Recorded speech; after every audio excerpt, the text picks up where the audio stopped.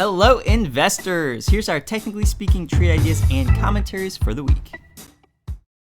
Last week's market move was in favor of the bulls. The PSEi resumed with its upward direction, tracking the short-term uptrend line we have previously drawn.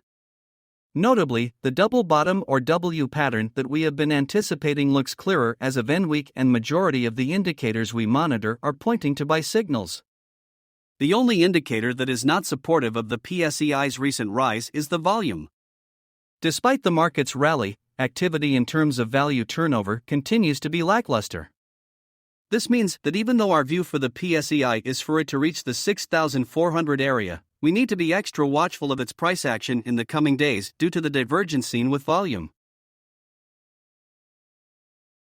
For this week's trade ideas, we're featuring JGS Summit Holdings Incorporated. JGS has been in a downtrend for a long time. However, the stock has been consolidating in a sideways range since August and seems to have formed a double bottom pattern, a bullish reversal formation. If this pattern is broken by a positive price action, then a buying opportunity may arise. The stock is currently trading at 38.45 and our entry may be pegged at 39.60.